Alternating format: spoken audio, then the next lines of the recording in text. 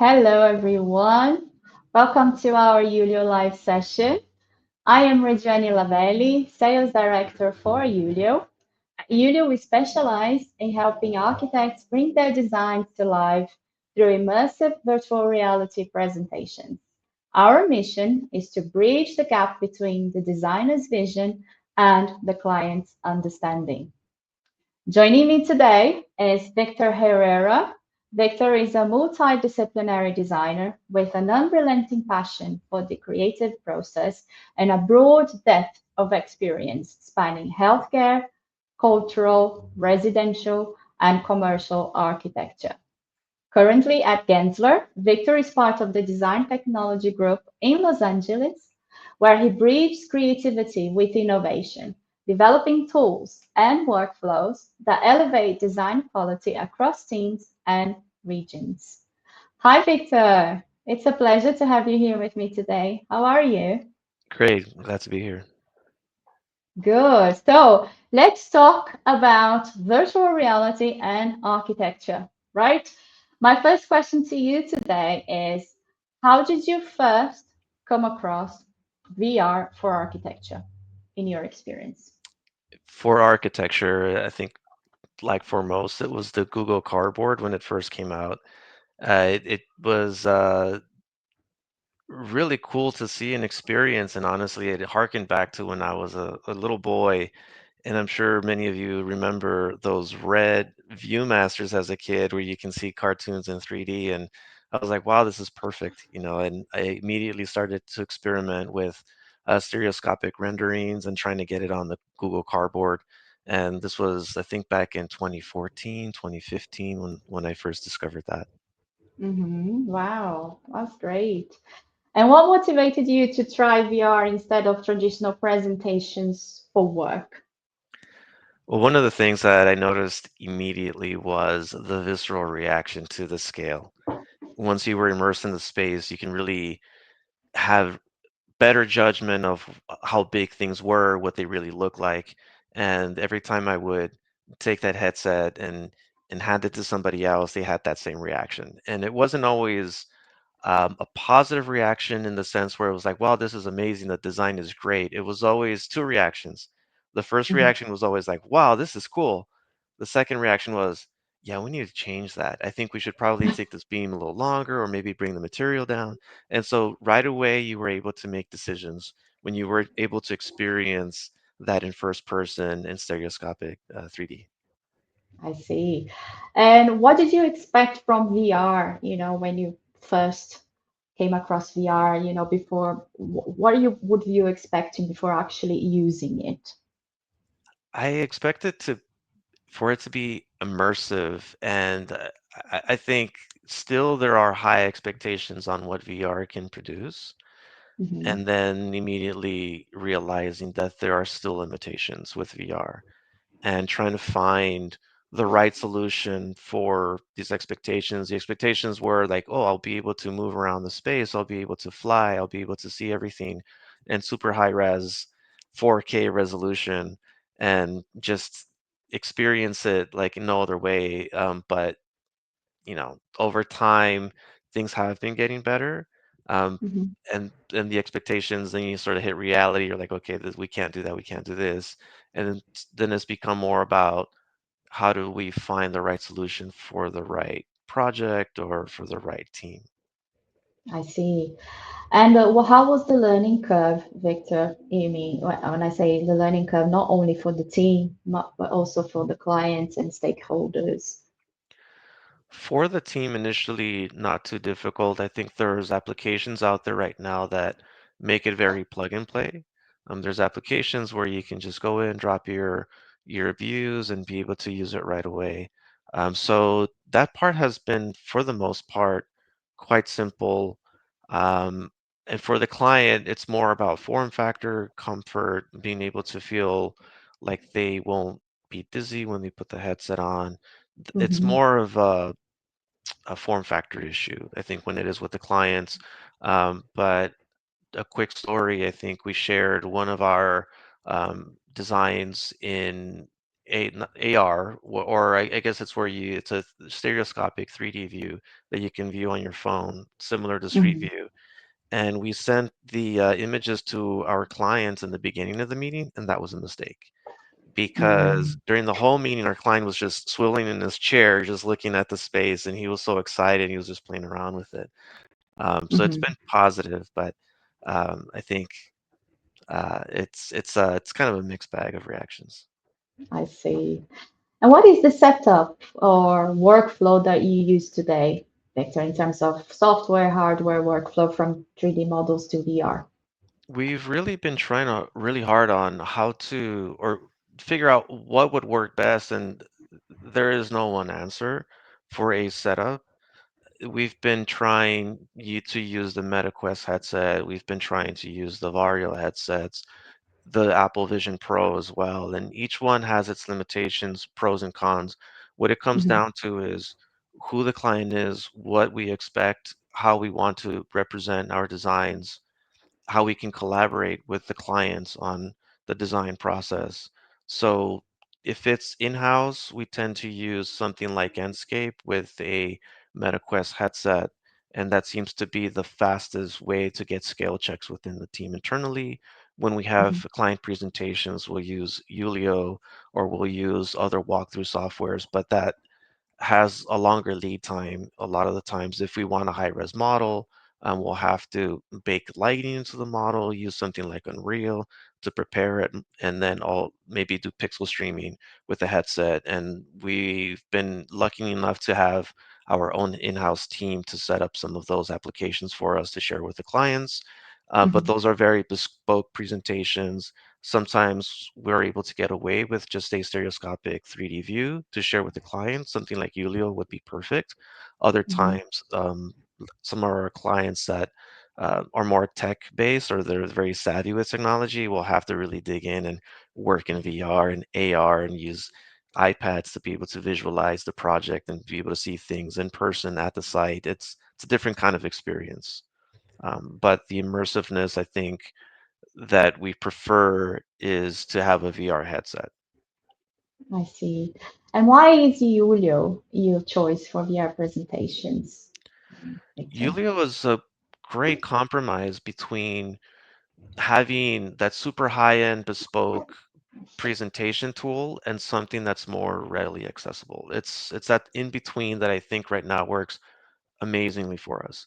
And the reason for that is technology isn't quite there with being able to render two eyeballs, have that low frame or refresh rate, and get things in 4K and rendering with using ray tracing. And this is, it might be nerd talk to some of the audience, but these are all of the things that we're trying to solve. And sometimes the technology, the hardware, the software isn't quite there to get a seamless experience. But Hmm. when you have something like Ulio where you're able to curate a 3D tour where you can have the person progress through a project, and that therefore you can decide what portions of a project you want to render at high resolution, be able to get those views into the headset. So you minimize lag, you minimize uh, the uh, the skill set or the learning curve to use that Hmm. software. And it's a very nice in between that I think goes a long way. Oh, that's great. So I would like to know more on your from your experience about the client experience and storytelling. How do your clients react, normally when they see their project in VR for the first time? If you have any memorable story that you want to share with us, emotions or decisions that were made fast because of VR. Absolutely, and I should preface this by saying that it's very successful, sometimes not so successful. But most recently, we had a presentation with Skechers.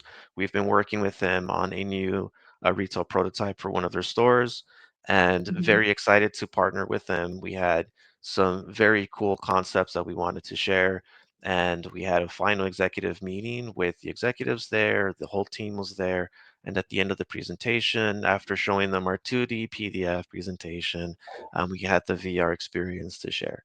And the comment that we received from the CEO after he took the headset off was, I really liked the project before, but now I love it.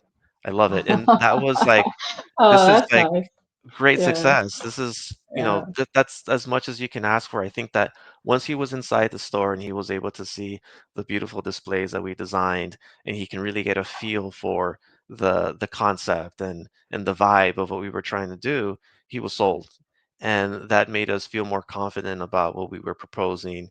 And then he immediately was like, told his internal team, get one of these, get me a headset. I want to be able to see all of our projects this way. So, that oh, was a very positive experience. And I think, as I mentioned before, it's that first visceral reaction of like you understand it because you're in it. It's that first person view of being able to know how it's going to feel in real life. yeah, true.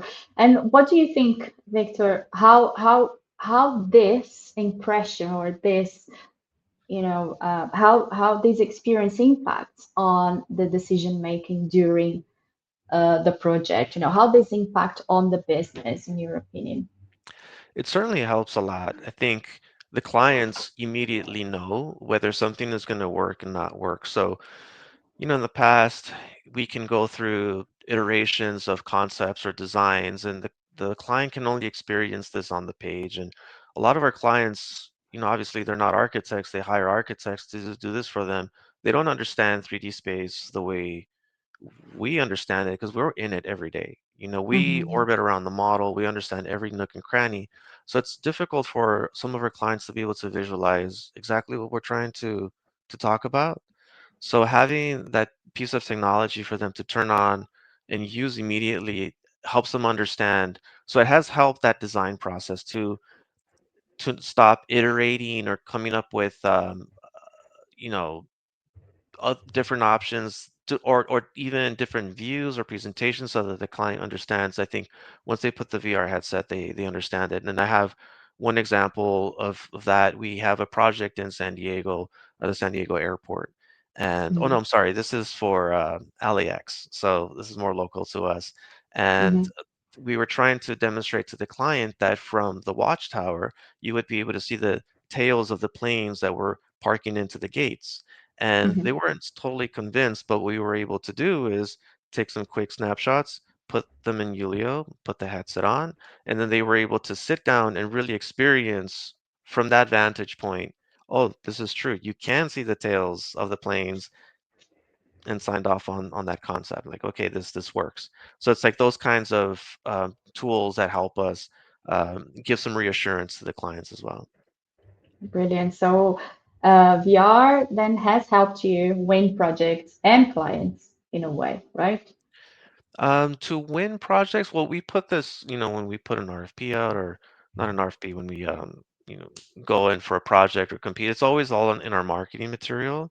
Uh, And to say that we're winning projects is a little bit harder to define. But I think once we have the opportunity to work with the clients and they see how we work and we're able to have that collaboration between us to visualize the project, is when it becomes very successful. right. So you do think that VR has already gone on your process from something that is just nice to have to something indispensable to your workflow? What would you say? To be honest, adoption is difficult.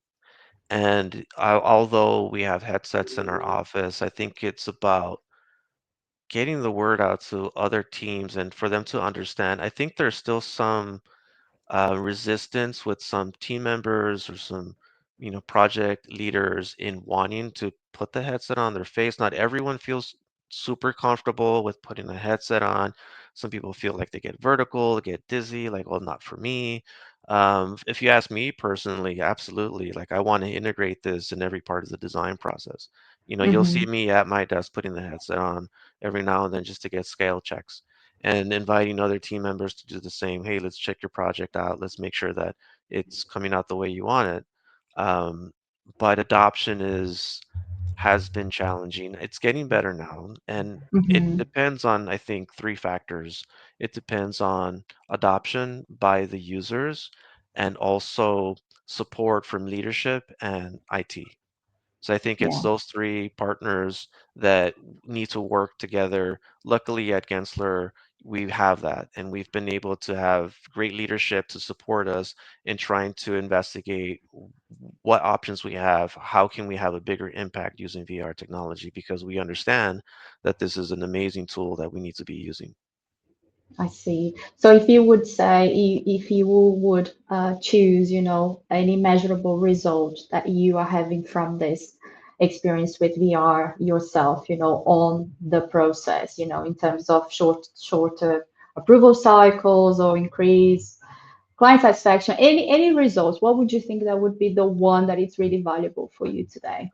I think shorter approval cycles is probably the most where it has its most impact. And instead of coming up with or 20 renderings, it's one view, and then the client can make a decision a lot faster. Um, Mhm. yeah, and we've had clients, and some come to mind. I can't speak because most of our projects are confidential, but there's been some hesitation or some, not really sure if they like the project, and once they put on the headset, they understand it, and that has helped us get through some not roadblocks, but some of those concerns that the client is having trouble with. And once they're able to see it better, then that allows us to move on to the next step. Great. Yeah. Talking about the challenges and learnings, from this experience, uh, on your opinion, what were the main challenges in this implementation at Gensler, in terms of cost, training, adoption? What would you say? I'd say the biggest limitations have been the hardware. Well, it's both. It's the hardware and the software. Those are Hmm. the biggest limitations. I mean, we spoke about adoption, and certainly that's a factor, but it has been hardware. It's expensive, and for a firm like Gensler, thinking about, well, we're going to get headsets for every studio. I mean, we're a firm that's 6,000 strong, so that we Hmm. have to make decisions very carefully to make sure that people will adopt it, but also have the right kind of hardware to support it behind it. Hmm. And we can't have very expensive machines for every single person, so we have to strategize, how we distribute the powerful computers with the good headsets, and you know when do we want to use what for which clients, when do we use third party um, providers to be able to do these presentations. So it's a hardware thing, and I think we're getting closer and closer and closer, but it just seems that the closer we get, the further we are sometimes. We're not quite there where Hmm. we can render in real time and get Hmm. amazing visuals. That's what we all want. So we have to make compromises with the resolution. We have to make compromises with the size of the models, with how much lighting we're able to provide. And Hmm. that all has to do with software and the hardware that we're given. Yeah. How about the overcoming resistance, either from the team or clients? I think resistance is still a factor for some, but I think overall people understand the value. One might say, "Oh, this is not for me," but there is an understanding that there's a high value in having VR presentations. I think part of overcoming that resistance is sharing stories like the one I just told, Hmm. being able to demonstrate that there is success in VR, that there is a real value in being able to demonstrate your designs in a highly immersive environment. Great. Talking about future vision now, Victor, how do you see VR evolving, at Gensler, where you are right now? I think it's so uncertain to make any predictions right now since things are constantly evolving and changing. The Apple Vision Pro definitely turned some heads in our office in terms, and especially in our leadership, for them to Hmm. say, "Wow, this is a very powerful tool. Let's use it." There are limitations with the Apple Vision Pro. It's not quite open to our industry quite yet. So how do we work around that? And we've been Hmm. developing methods and ways of working with Apple Vision Pro and other tools. But I think my hope is that hardware developers like Meta, Apple will understand our needs a little bit better and provide more support. I do see that happening more and more in the future. With the advent of AI now and being able to develop your own tools, I think it'll make it more accessible to your everyday architect to be able to Mhm. take your presentations and do a very high-end presentation with less resistance throughout the way. I think the workflows is a big bottleneck right now when you talk about having a beautiful model inside an environment. It requires a lot of things that you have to do to your model. There's a pencils down period where you can no further can't design any further. You have to then take the model and optimize it. Mhm. Optimizing takes time, it takes effort, it takes a lot of energy, and then porting it through to whatever software you need to be able to have an amazing presentation. And all of that in my mind or my hope is that it will be condensed down to a shorter amount of time and become more accessible to more people, whether it be new tools coming out or software, or maybe there will be a new generation of people that are more skilled where they can mood code and be able to create applications for everyone to use. Mhm. It's still a little uncertain. I think VR has its ups and downs. If you're familiar with the hype curve, I think we were here about, you know, 3 years ago where everyone was very excited, and we need to kind of drop down that hype curve and just understand reality and the limitations of the hardware and learn how to work with Yeah. it. Mhm. Yeah. And what features or improvement would you like to see in VR as, an architectural practice? The one that I hear the most is being able to have multiple people inside a space. Mhm. And just that type of collaboration is what people want to look for. One of the biggest things I hear when people resist is like, well, I'll have the headset on, but that person won't be able to see anyone else in the meeting. Sometimes they feel nervous about that, don't feel comfortable. If there's some sort of like AR aspect to it where you can see through the camera, see everyone in the room, be able to experience the projects together, I think that collaborative aspect of VR is something that I would want to see in the future. Also, being able to walk through models a little bit more effectively or efficiently. So, if we wanted to do real-time rendering, but have the model um, robust enough to be able to handle it, I Mhm. think those tools would really help. I've also seen hybrids. There have been developers that have been coming up with hybrids where it is that stereoscopic experience with a VR experience with an AR experience all together, sort of mismatched, that would help the designers create an experience for the clients. So I'd want to see more experimentation. I have my own ideas. I'm not a software developer, but I hope that it will evolve further. Sure. Yeah. Any advice, Victor, for other firms considering adopting VR?